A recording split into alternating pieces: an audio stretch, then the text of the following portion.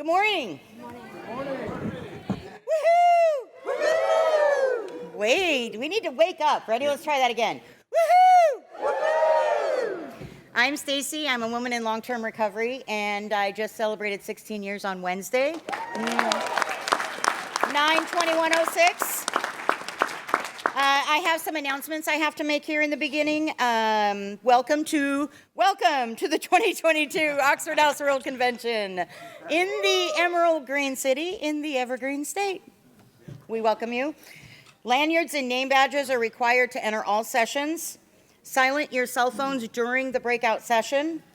No side conversations during the panel, and if you do need to speak to somebody, just please step outside. It's okay to need to chat with somebody, but please take it outside. Please don't smoke, vape near any entrances or in your rooms. Dispose of cigarette butts properly and safely, no littering. Take notes during the session to relay back to your chapter, and questions will only be addressed at the end of the session. So save all your questions until the end.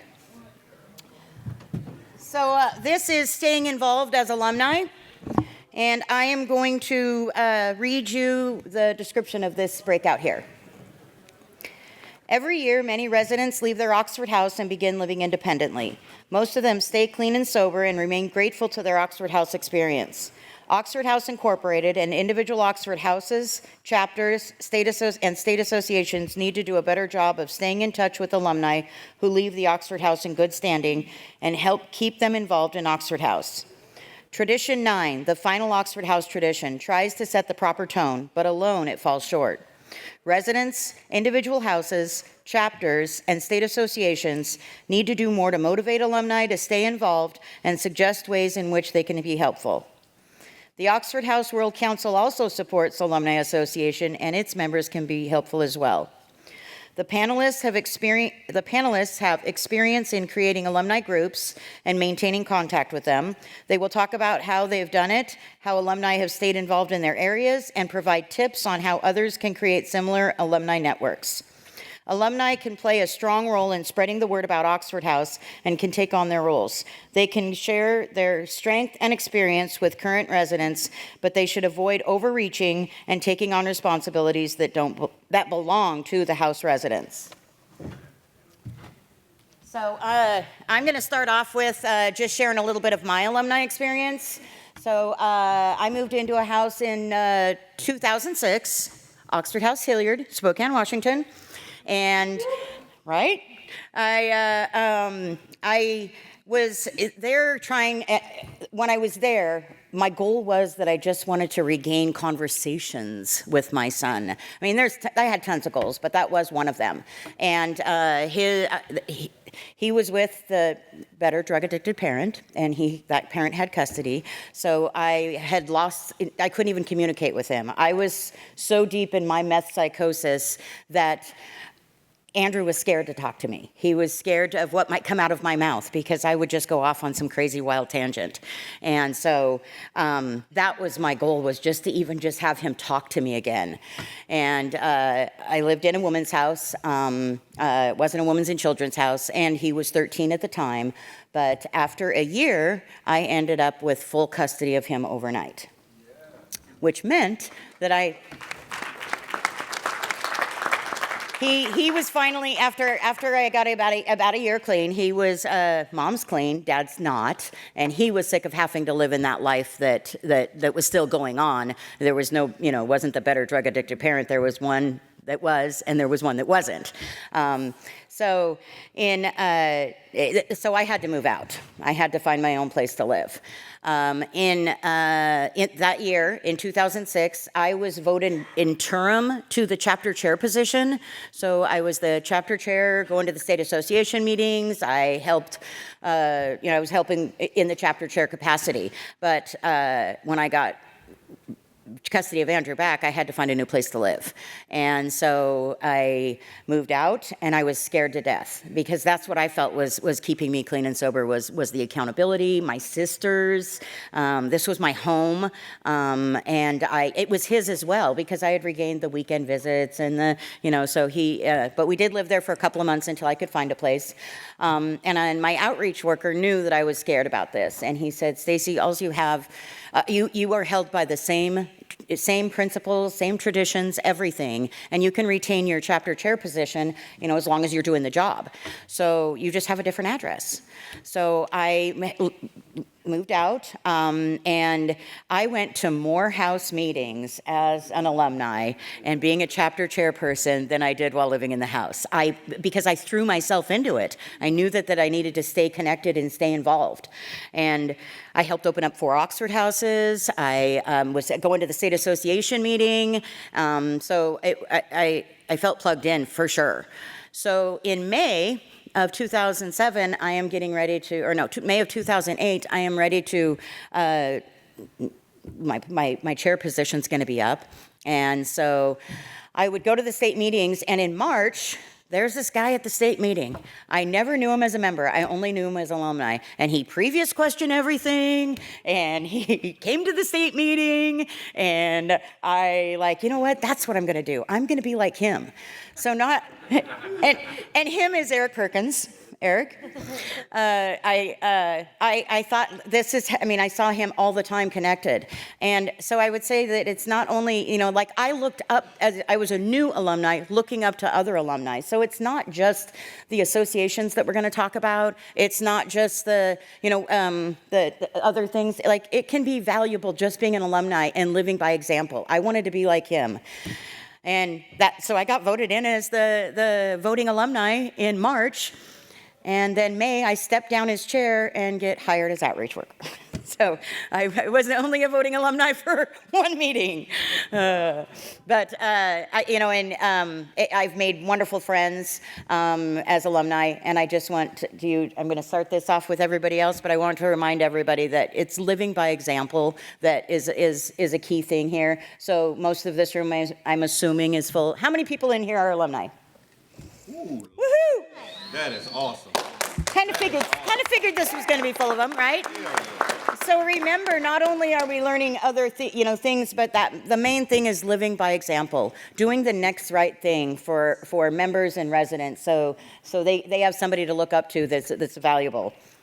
I am going to start off here, and I am going to introduce. We have quite a few panelists. They're going to talk on various things, and I am going to start off with Christine Stacy, who is an Oxford House alumna of Oxford House Moraine in Kennewick, Washington, and she works here in Washington.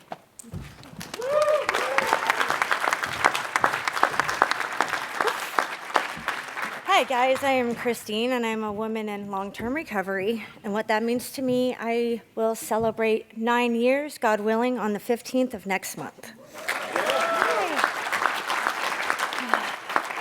Let's see.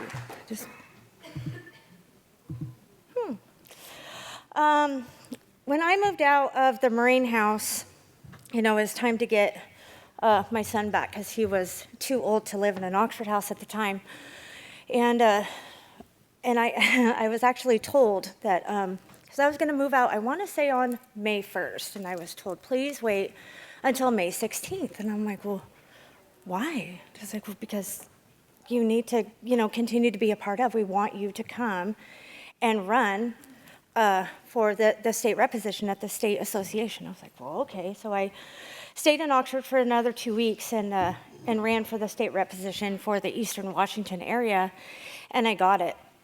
And from there, I think I was a state rep for about a year. And then it was shortly after that I got hired as an outreach worker. So I haven't really known what it's like to only live as an alumni or alumna, right?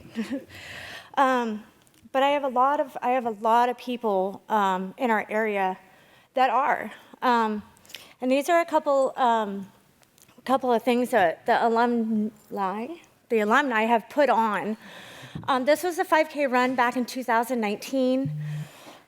We had so many alumni from all over Washington State come to this. I don't really remember the amount of people that we had there, but it was awesome, just for everybody to come together and get it, off the ground. We try to have an alumni association. It's like some months we're doing really good, and then some months we're not okay. And we had an alumni coordinator, a really good one, for a while. And then she got hired by Oxford, so then she couldn't be an alumni coordinator anymore. But that didn't stop her from wanting to continue to stay involved in alumni. Where is she? She's in here. Deanne, where are you at? Oh, there you are. Hi. But she, you want to talk about passion about being an alumni, talk to Deanne after the session. But it's interesting because the parade one, I was looking at the pictures.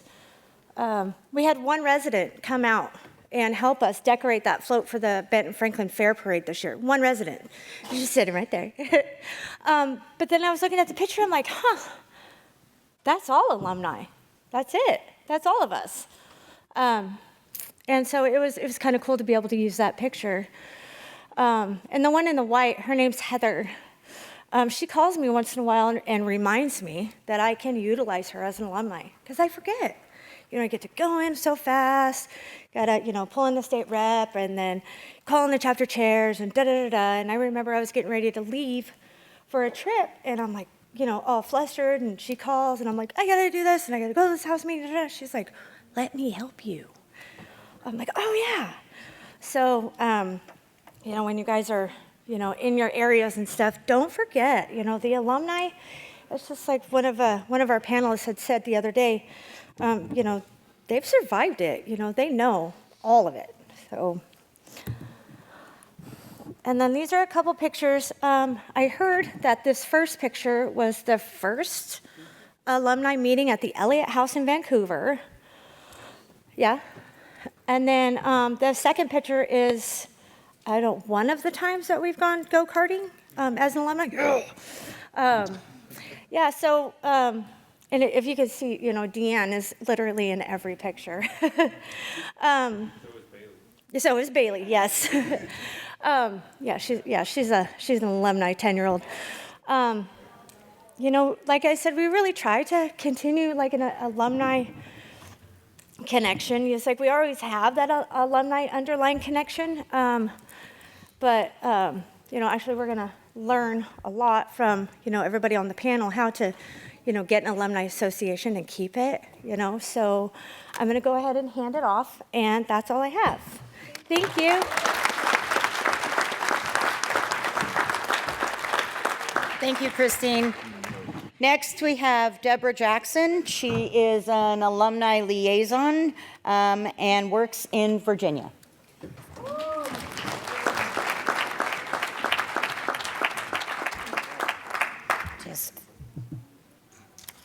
Okay. Hi, good morning, y'all. My name is Deborah Jackson. I am a grateful recovering addict. My clean date is 8/17/14.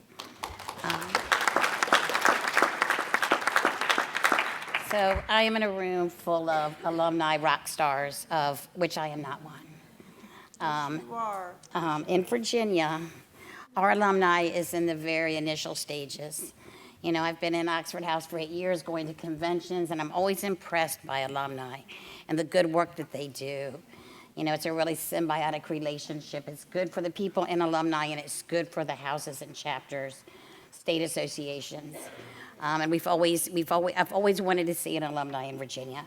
And we finally got to the point where we had alumni who really active in a lot of things. Will Schmucker, Valerie Etheridge, they're here today, who kind of, saw that and have been making that happen. So the first it's been a year. So the first year was kind of spent with structural things, bylaws and electing officers, building relationships with the state association and the chapters and the houses.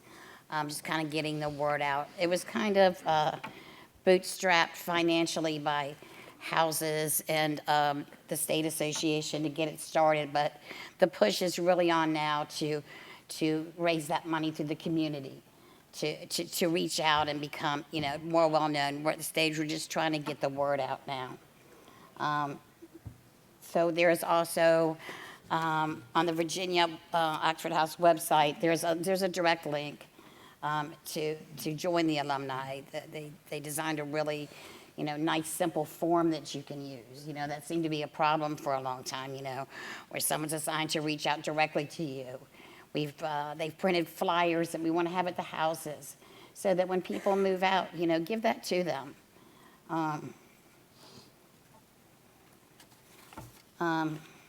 So some of the goals are like sending members to conventions and hosting unity events.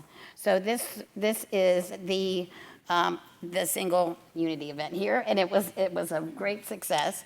This was a 4th of July cookout and legal firework display. It was really well attended. Alumni was there, they provided all the decorations and, just building support and getting the word out. Sharing experience, strength, and hope, which alumni are just uniquely positioned to do. They're not your house member. They're not your chapter officer. There's a lot we could learn from alumni, and I know that being in Oxford House for 8 years now, I still see people who were in houses and chapters and very active, and they moved out. And when I talk to them, I think the thing that they say the most to me that they face is the loneliness. They miss their Oxford family, and they miss that connection. And so that's really our hope, that we can do that, to offer that. And they're a big help. Opened a new house, and we had a lot of help from alumni, from the women that showed up and helped with that house. They were a great help. I just have so much love and respect for alumni. I mean, since the beginning, there has been a tradition for alumni. Tradition 9 is all about alumni. They recognized this a long time ago, how important this is. So right now, we're just kind of like at that baby stage, and we just keep doing the work, There's a lot of people very passionate about this. So I think for the next year, we're going to really see it grow. There's a big bingo event scheduled, which who doesn't like bingo, right? So I just know that I come here and I see, I can't believe it's a whole room full of alumni. This is a lot of alumni, So hopefully we'll just keep moving forward. There are people in Virginia who really want to see this happen. We appreciate seeing all of you light the way to show us, that it can be done. It's just going to take a little time, Right now, we're just trying to get the word out, and we really need to build those relationships with outreach workers, chapter officers, to get them involved, So part of the biggest struggle is in Virginia, this rooted in one part of Virginia, an eastern region. So now it's a challenge to get to all the parts of Virginia, to be able to speak, to go to chapters and speak to people. So we're just going to need the help of getting everybody involved. But there's a big push, there's a big effort, and I'm really honored to be here today with you guys. Thank you.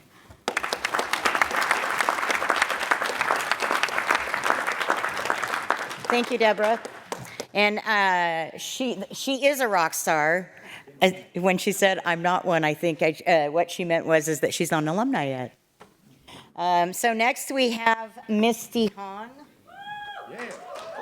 She is from Oxford House Rita in Wichita, Kansas. And the very first time I heard about Alumni Association, this is where I heard it from.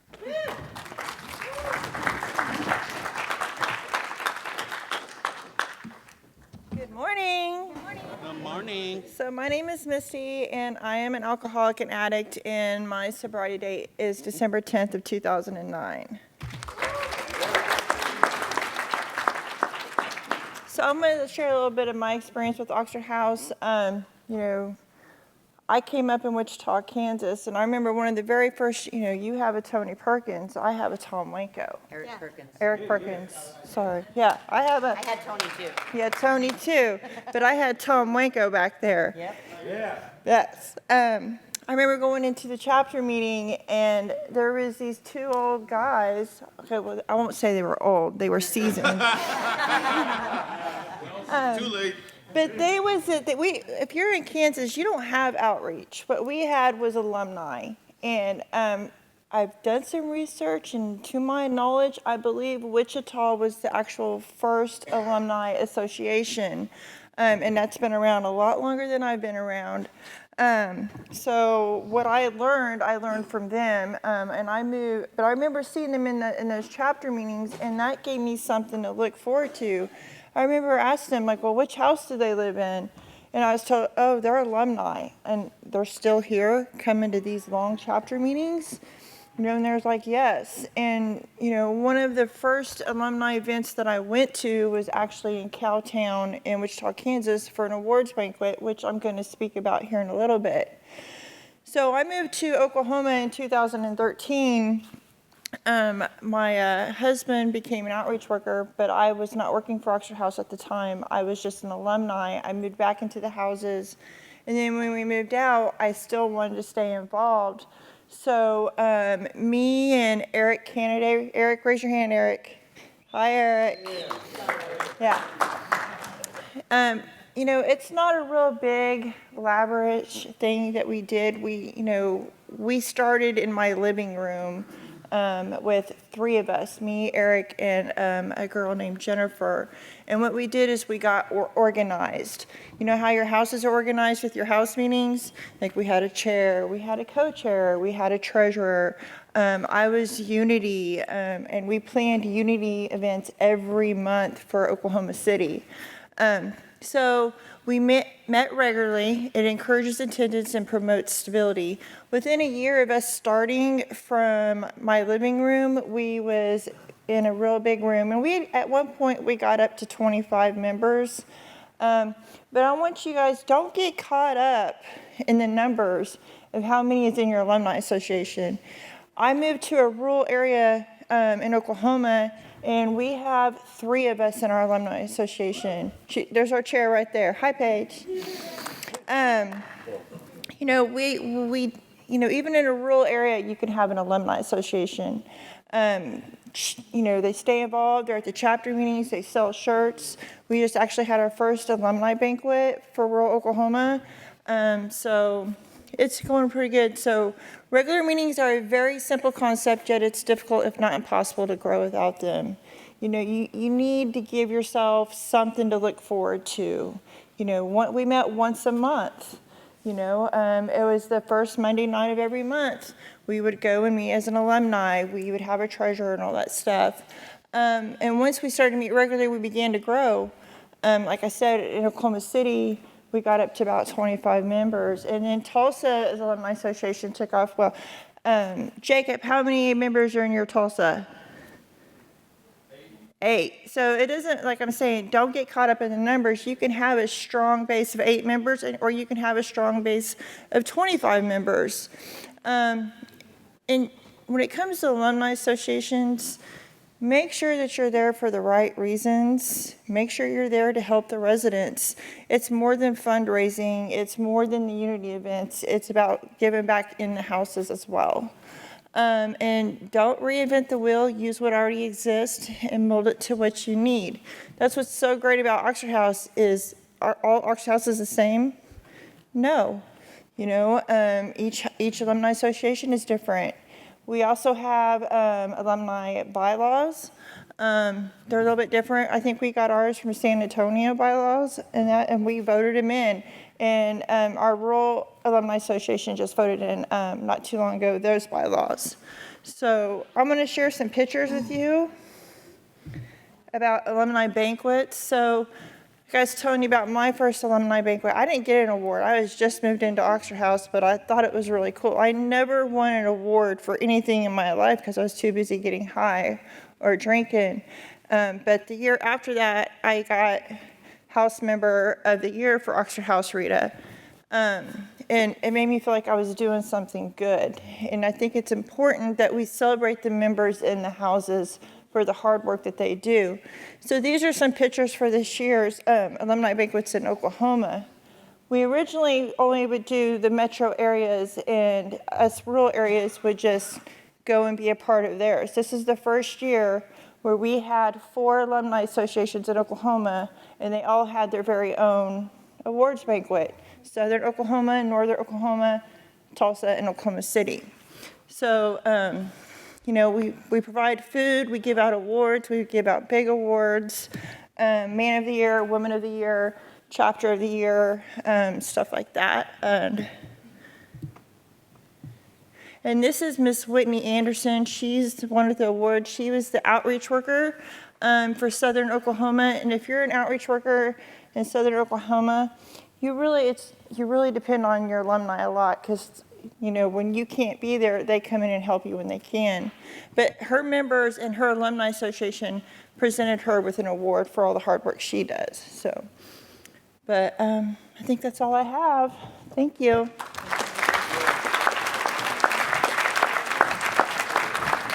Thank you, Misty. Next, we have V. He is Oxford House alumni from McClellan, Oxford House, and he is currently the DFW Alumni Association chairperson.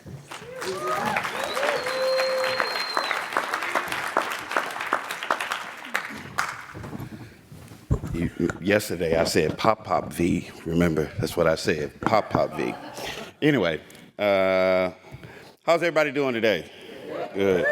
Y'all look like y'all are still asleep. I'm gonna need y'all to get some energy. You know what I mean? A lot of y'all was real excited at the Space Needle yesterday, but now y'all just sitting there looking droopy. So I'm gonna need y'all to wake up now. All right. So I want to talk about a little bit about staying active and offering support within your local Oxford House network.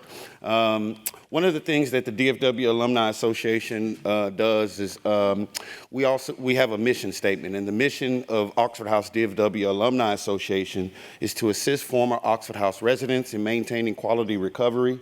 We do so by offering continued and support and presenting opportunities to serve and enrich the local Oxford House network in accordance with Oxford House Tradition 9. One of the things that we do also is that when I moved out of my McCollum house in 2018, before that, my wife was already a part of the Alumni Association, so I would, frequently go to the meetings. There was probably like 4 or 5 people that were there.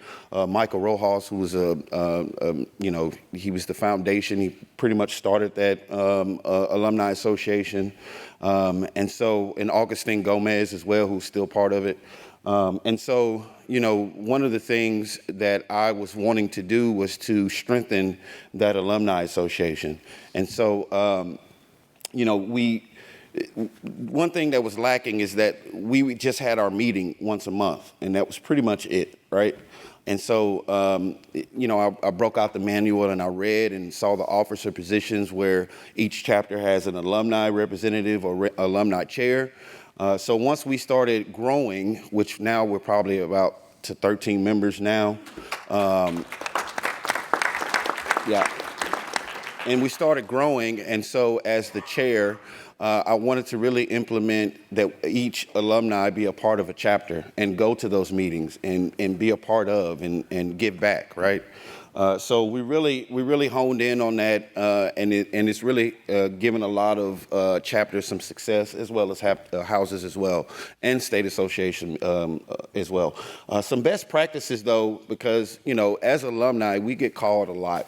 Especially if you move out of house or you are part of a chapter and you are a strong member, a lot of times they kind of skip over that chain of communication, and they go straight to the alumni, right? And so what do we do as alumni? We pick up that phone and we give them that advice, right?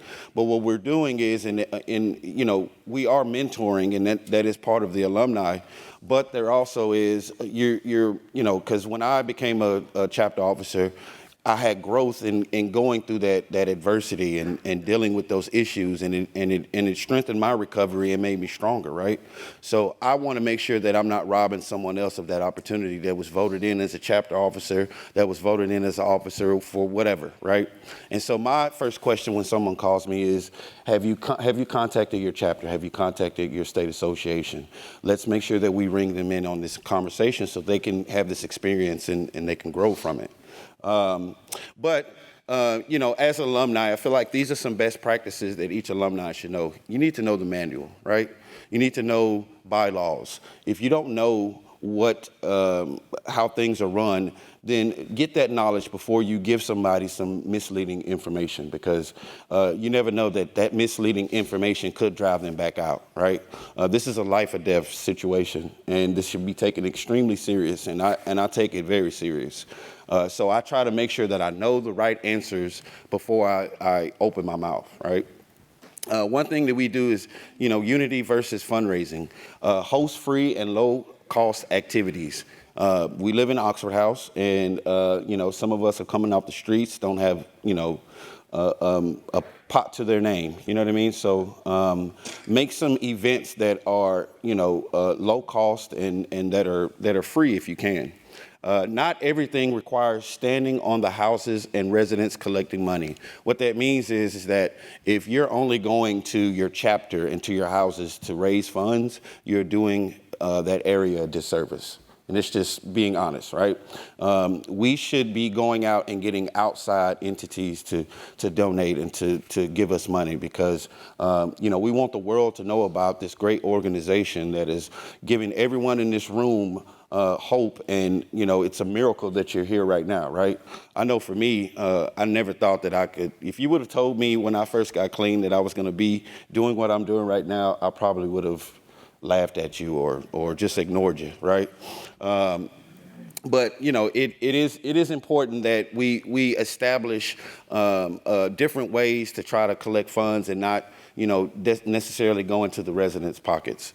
Don't overreach. Now, this is a really big thing, and it kind of goes back to what I was saying about earlier about, not allowing chapters and officers the opportunity for growth in situations that they may not have the experience in. Being a part of house, chapter, and or state associations, I kind of spoke about that. Being mentors and offering guidance and support. Guidance is one of the things, and support, giving back is sometimes can be a slippery slope, right? Never go off ego. Always stand on principles with your advice. Regardless if I don't like the situation, you need to stand on principles about it. And that's real important. Overreaching robs residents the opportunity to learn and grow. Kind of spoke about that as well. Overreaching and enabling. I kind of spoke about this yesterday. They had a, bosses versus leaders panel. And one of the things that the DFW Alumni Association we've had, a lot of conversation around is when do we get to a point where we're enabling because we're constantly going to, a situation that's reoccurring over and over and over and over and over, right?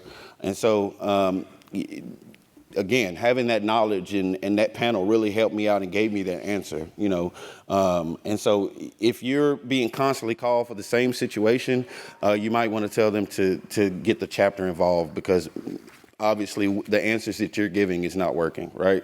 That's just common sense in my opinion. But, being an alumni means a lot to me. We've established a couple of things in the DFW Alumni Association. We have alumni scholarships that we give back to each chapter. We have one male and one female that we do. We pick two chapters, and every 2 months we give 1 week of EES for that resident. And it's for people that are, it's not just for anybody. It's for people that are really being service warriors to their chapter or to their houses, and they may need a financial break. So we try to provide them with that cushion when we can. And then also we have our alumni T-shirts. That one is really a badass T-shirt. We also have it on sale, by the way, if you want to come go over there and get it. And then the Godfather theme one, man, that was a really cool T-shirt. And that's Michael Rojas and his wife. That's our founding member. I thought it was real important to put him up there because without him, we probably wouldn't have such of a strong association that we do have today. We also did a first annual volleyball tournament that had a lot of success. It's just all about staying active and staying a part of, right? And not overstepping that boundary. And you know, I love alumni. You know, I love Oxford House. And without it, I probably wouldn't have the life I have today. So that's all I have.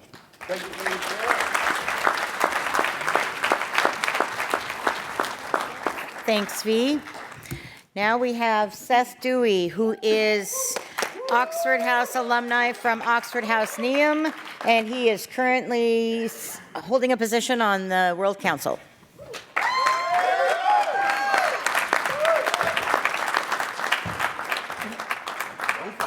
Please don't fall. Bro. Inside joke. All right, so my name is Seth Dewey. I'm a person in long-term recovery, and I'm super grateful to have been able to start my journey of recovery on July 23rd of 2017. So I am from the state of Kansas, and Kansas is extremely unique in a lot of different ways. And I'm proud to say that Kansas now has 6 alumni associations. The reason it is that way, though, is because it is rural. So some of those alumni associations have very few members. So just want to mention that because it's okay.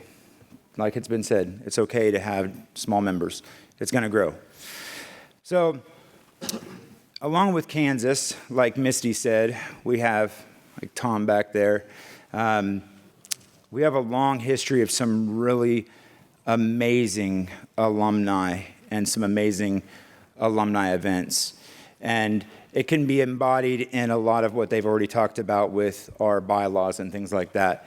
V, he mentioned the mission statement of a lot of the bylaws. And a lot of those bylaws, if you look in those, are similar. And if you have questions about bylaws for alumni associations, get a hold of us.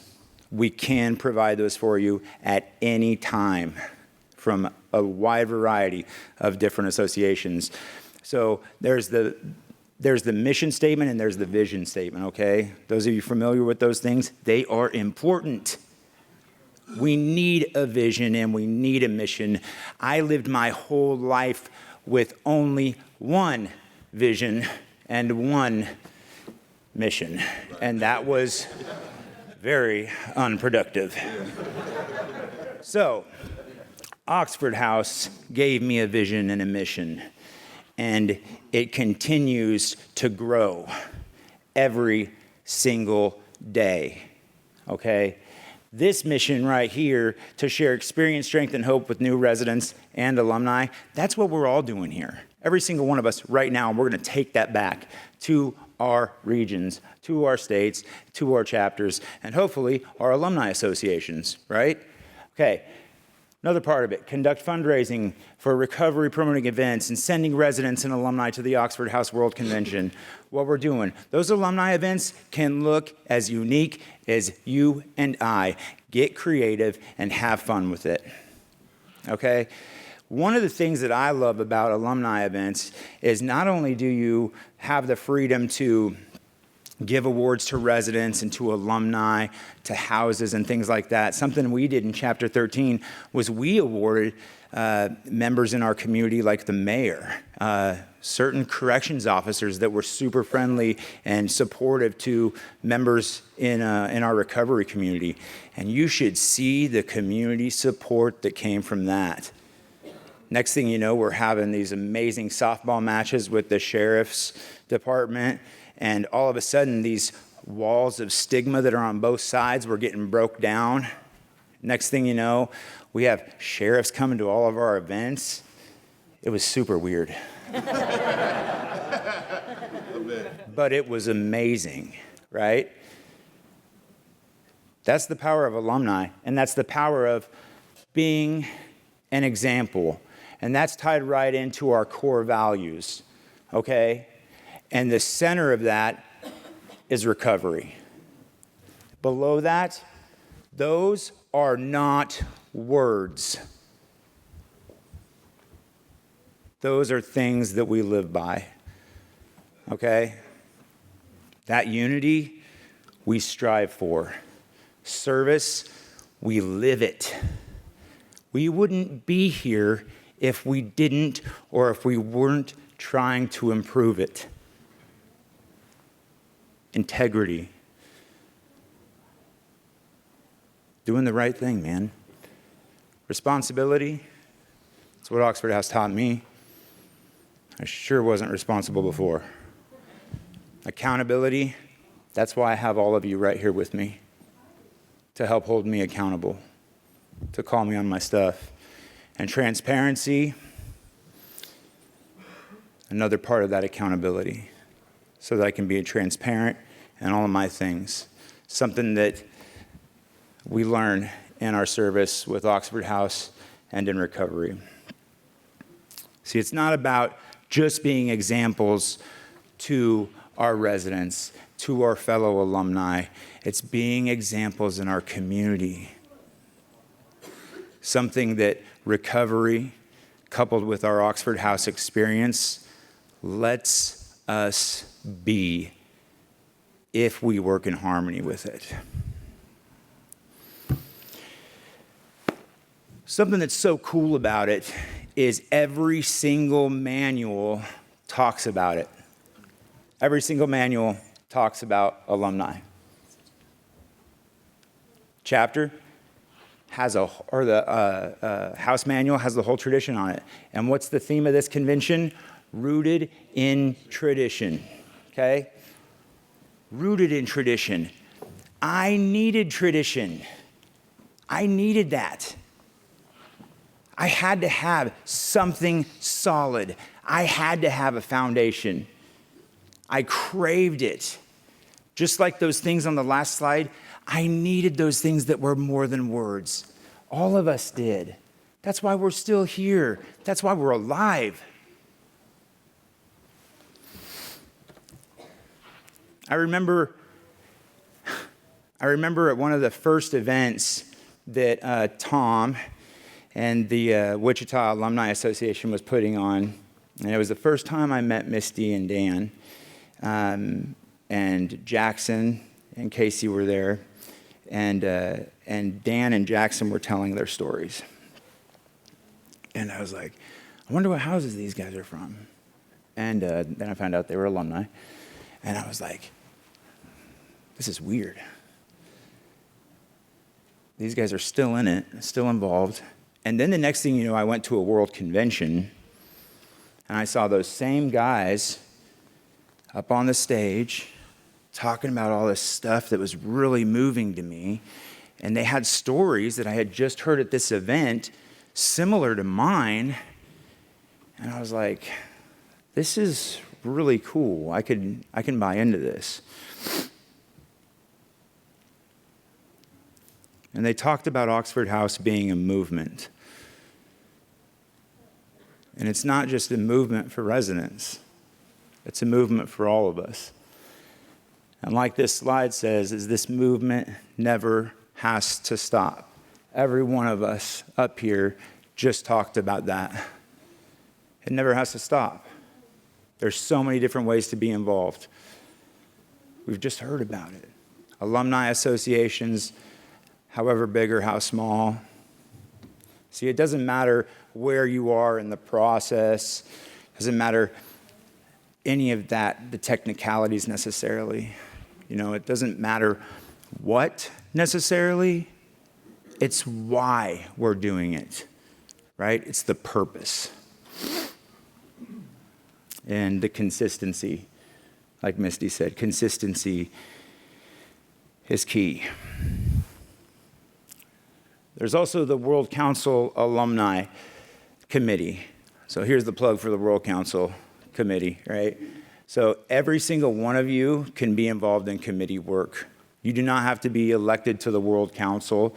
And those of you who are running And if you do not get elected, I fully expect you to still be involved. So I'm going to read this real quick. The Alumni Committee has a responsibility for developing ways and means to keep track of Oxford House alumni and to make contacts with alumni to sustain their interest in the Oxford House movement and to solicit their assistance in helping with the establishment and maintenance of Oxford houses. So we're continually evolving that, and we're continually looking for ways that we can work in closer harmony with OHI to do this better. And we want you to be a part of it. Not only want you to be a part of it, we need you to be a part of it. So we're looking for those best practices, those bylaws from around the nation. So far, we have about 12 compiled, and we want more. We want to see what works the best, and we want to see what works the best in certain regions. We want to collect that data, do little studies on it and stuff, you know? And there's that email address. If you want to be involved, please email that address. Because then it'll go not just to the alumni chair currently, but to the next one, and then we'll have it all on file so you guys can stay plugged in long after the rotation ends. So thing is, guys, is all of us as alumni and people in recovery are always one life-changing decision away from our disease striking a fatal blow, okay? 108,000 people last year died of overdoses. So that's proof of that. So it's not just the fact that staying involved will give us a thriving life, because it will, guaranteed. We'll get out of it what we put in. But it's also going to keep us alive, and it's going to keep those people that we work with alive.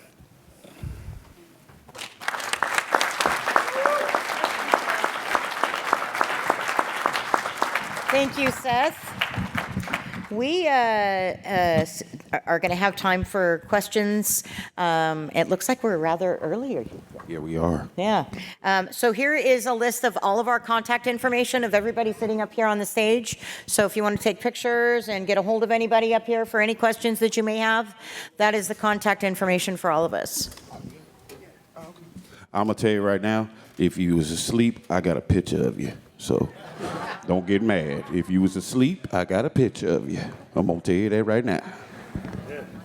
And I got 2 of them.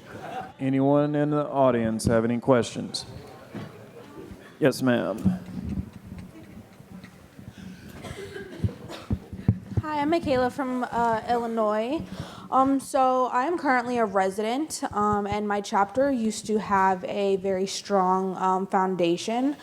But when a lot of those residents left, they left at the same time. And so now that they're alumni and we have like basically a brand new chapter of newcomers, how do you get the alumni involved now?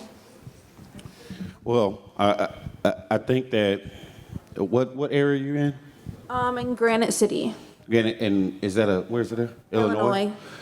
One of the suggestions that I would give is because we actually had a couple of in the Texas state, we had a couple of areas that wanted to start an alumni association, right? But they didn't know how to do that. My suggestion would be is to find a strong alumni association that's close to your area and attend those meetings and get that advice from the. I'll be willing to help establish that in your area. You can jump on one of our meetings via Zoom, and it's in terms of, that's an easy fix, right? But how do you get them motivated? Is that what I'm kind of hearing? Yeah, so we currently just filled all of our chapter Right. a few of our main chapter positions. So we don't even have alumni coordinator, Right. and no one in our chapter really knows how that works or Right. really what that is and all. So break out your manual and your manual will explain what that alumni position is, and it'll, just bring awareness to it to your chapter. If your chapter doesn't have that position in, which they should, then just vote it in and add it to your bylaws. I believe Seth has something to add. And also, we did just speak to some of your outreach about establishing an alumni association there too. So that is going to be in the works. Awesome. Thank you. You can also, if my email is up there. You can also reach out to me. I've had a lot of states reach out to me, and I've, if you got members that are about to move out and that want to stay involved, you can get a hold of me, and I can, do a Zoom meeting with them, kind of explain, what is it. You can go back and tell them all this stuff, but we can put a visual to it.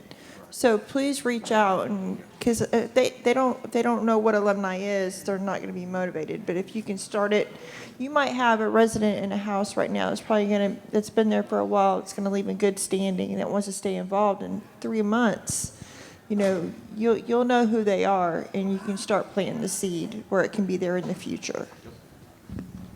Hey, my name is Michelle. Hey, I'm from Charlotte, North Carolina. How do I really know whether we even have an alumni?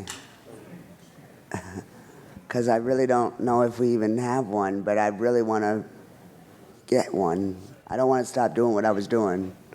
You're in Charlotte? Yes. My name is Lynn.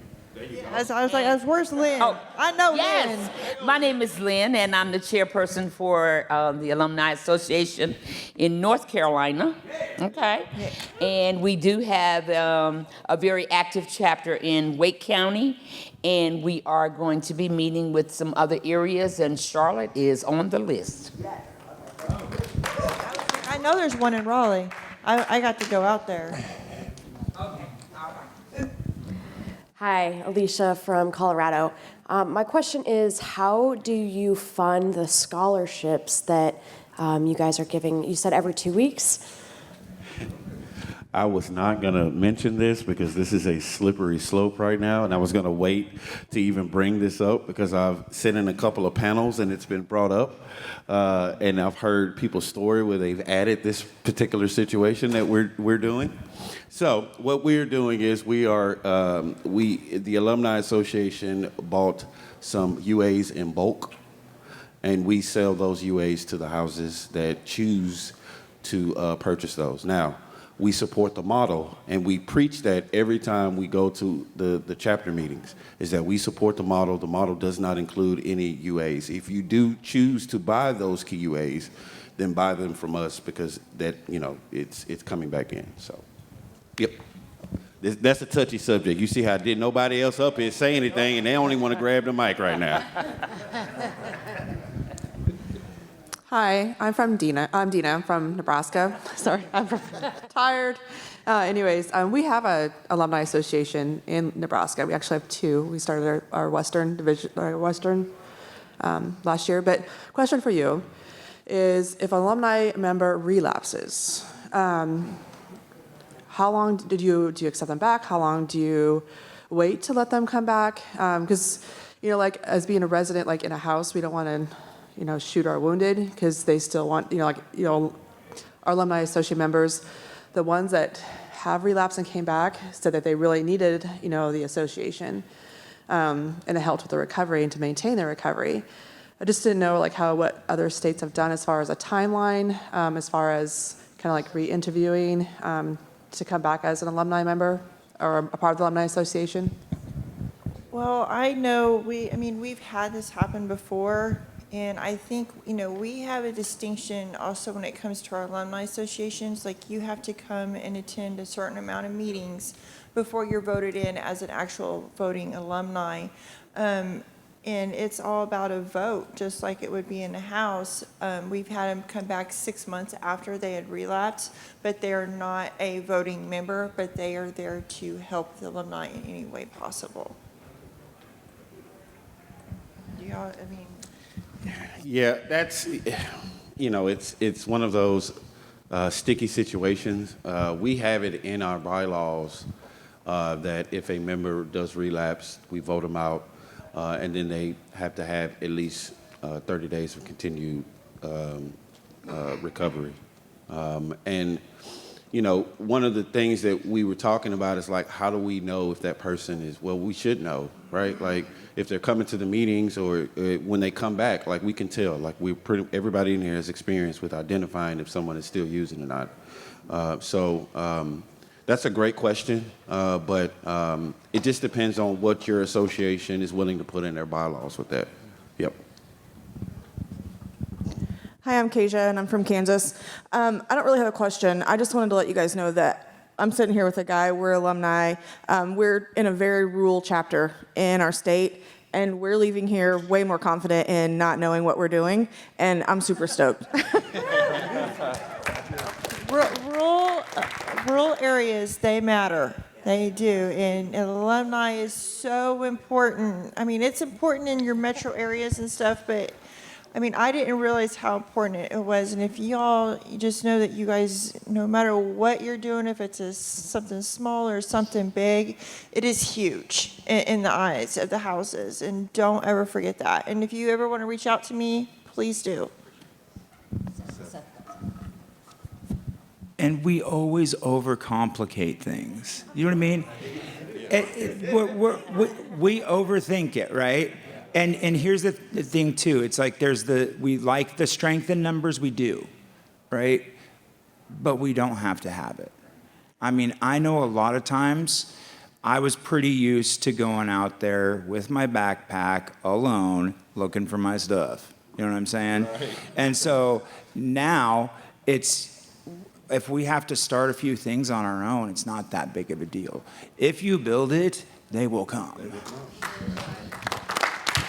Fields of Dreams. I like that. That's a good movie. I prefer the smaller one. My name's Carl with a K. I'm from Jacksonville, Florida. I'm Chapter 5's chair. Some of my questions were already answered they're already asked by other people, but we're new.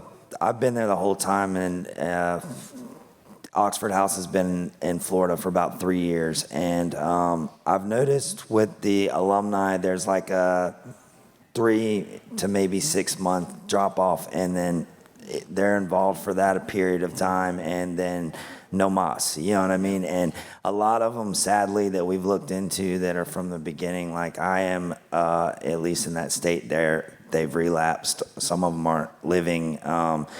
How, besides meetings and things like that, because of scheduling, do we keep people involved for the long term? Yeah, and that's kind of where I was talking about earlier. When we just have one meeting a month, that's great, right? But at the end of the day, that's not what being an alumni is about, right? Being a part of chapters, being a part of state associations. One of the things that I do in DFW is, every state association meeting, we have at least 4 people that show up, right? And it's not the same 4 people. We rotate that out. We also we created a group chat, and we're constantly talking to each other and communicating with each other, and staying connected. And we also do unity events. We also, hey, let's go out to eat. It's not anything different from living in a house. You have to get to know the people that are living in your house, just like you have to get to know the people that are in your association. When we would have our alumni associations, we would set, when we was in that meeting, we would have the members give commitments. This member's going to go to the monthly HSC. We'd have like 4 or 5 chapters in Oklahoma City, and they would, hey, I'm going to chapter 2, I'm going to chapter 5.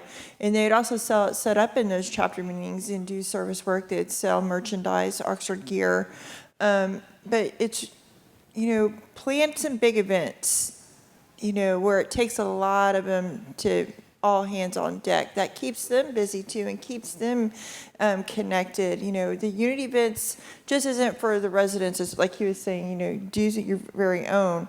But like how we got started and how we created a longevity within our alumni association was we were planning a unity event every month, just not at the meeting. In that we would throw a unity event at a house, or we would do a bowling. We did comedy shows, whatever it took, just anything where you're giving back of service work and you're having fun. And also, when we have our meetings, we rotate it to everyone's house. So like we don't have it at a secluded spot or the same spot every time. We rotate it at people's houses just like you would do in a chapter. Hey, I'm Matt from Kansas, and I had a question for those of you in the states that have many alumni associations. Do much how chapters would get together in a state association or houses get together in a chapter to share the good and the bad, the things that have been successes and failures? Do the different alumni associations in your state all get together formally at any time to do that same type of thing? What's your name? My name is Matt. Thanks for putting us on the spot, Matt. Now we're going to do that. We appreciate that. You just called everybody out up here. No one wanted to grab the mic, so I felt the need to say that. So no, we don't. But that is one of our goals in the coming years, which really we should be doing that. And another thing is like we talked about accountability for alumni association as well, right?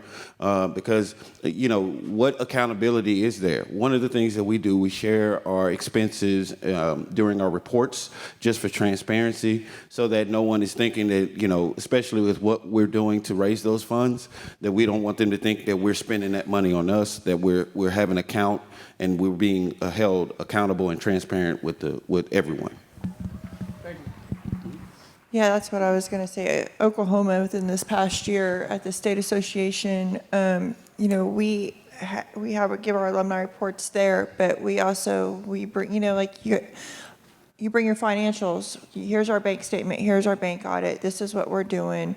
Because like the house, you got to do that with the chapter does that with the state. So before, the alumni didn't have any of that going on. So we, within this past year, put that in place. But I think, with Oklahoma, we've actually have been in the talks about us coming together and doing all of our fundraising together as a whole state, but we still have our 4 separate. Is that kind of what you're saying? Yeah. Absolutely. Anybody else? Any other questions? Yes. She has a hand up. Oh. I got caught in the crossfire. Right. Let them fight. No, I'm just playing. Don't do that. No. Just joking. Tradition 9. Good standing. How y'all doing? I'm Matt, South Carolina. So my question is, we want to start Alumni Association. So I plan on emailing, getting the questions, but what I want to know is for you guys going to state association, which I don't even have any clue what it is. Do you guys pay dues or anything like that? Or is it you guys just go and you're a part of? So one of the things we do that we were doing before we started doing the UAs is that we do membership dues. We do that once a year. We pay our membership dues at $24. Obviously, $24 with 3 people every year is not going to be enough money to do anything, right? It'd be enough to keep the count alive. That's about it. But yes, that's one thing that we do to get it started. And then obviously, coming up with some fundraising ideas is very crucial to establishing and keeping an alumni association. So y'all pay once a year. So he said they pay once a year. You pay. So you're saying you pay once a year? Yeah, once a year. We do every February. Okay. All right. Yep. Thank you. Yep.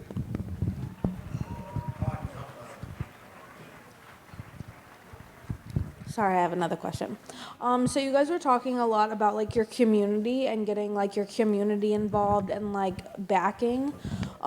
So I guess it's like within my chapter and for like alumni, like how do you go from like the complete stigma and it's like a wall basically between your community and like recovery and like breaking that to get your community to like I guess be more open-minded? Unfortunately, that's where a lot of times playing the long game comes in. You know what I mean? That does take time, but that example is huge. But also reaching out and working with, like, for instance, treatment facilities, putting on little events. You know what I mean? Being visible and showing people who we are, what we do, and not just what we do, but why we do it. And be sure that we are not the ones using their own stigmatizing language upon ourselves. When we're out in the community, be sure that we are addressing ourselves from our professional capabilities. We are people in recovery, okay? We are people that have the professional capabilities that they do as well, okay? You know what I'm saying? And when we go out there and have those events, have fun, be sure we're respectful, and show them what we're about. You know what I mean? That will go a long, long ways. And you'll be surprised at how quick things will start to turn around. And I'll say this too.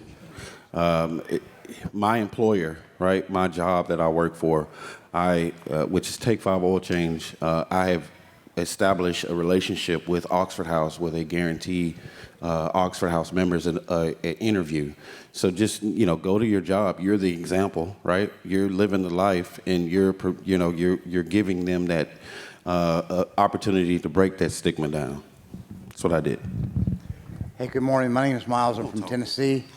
And we're going to start up when we get back, but there is a application that we're supposed to fill out to send in, and the Mr. money. Who do we send that to?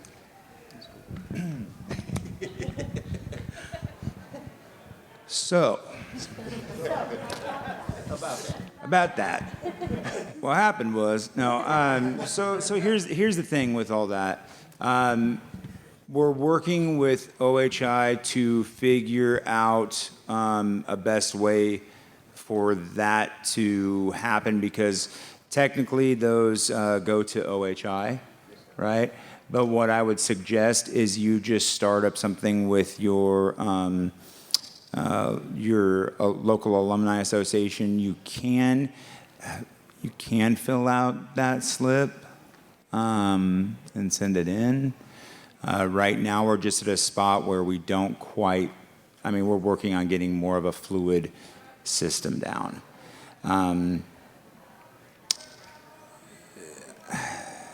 And we're improving on that.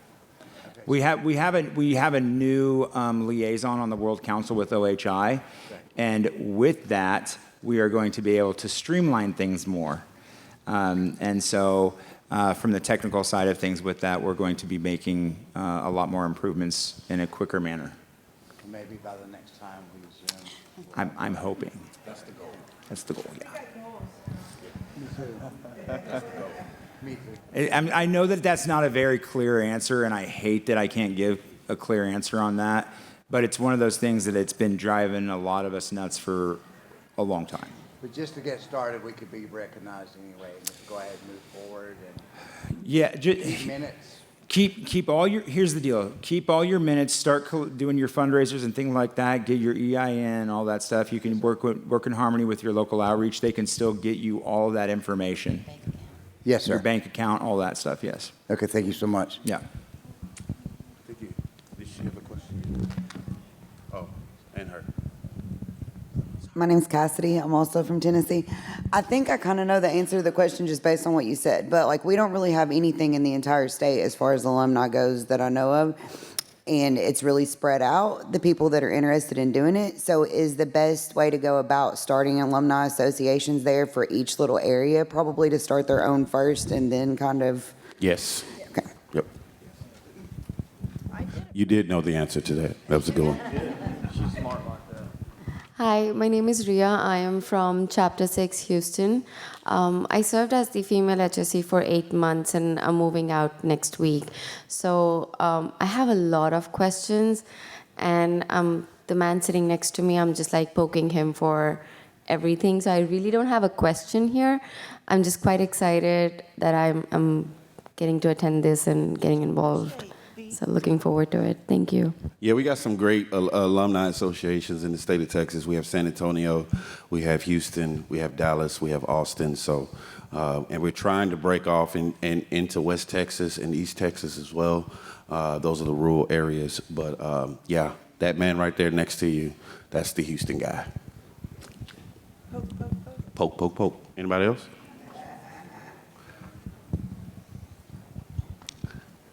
Hey, I'm Jackie. I'm from Alabama. So I was just going to tell her in Tennessee, I know in Alabama, we're all kind of spread out too, but we just did a state one and did it on Zoom, and then each of our areas is taking it back and gathering more people in their areas. And then I wanted to mention that there's a National Alumni Facebook page. So if you are an alumni, go request to get on that page and answer the questions because that's growing really, really strong. Yep. And please join us for the alumni committee because that's really, really cool too. So thanks. And also, we have our alumni luncheon here at 12:45. So make sure y'all there at Ruth Chris. Some of y'all ain't never just drove past there.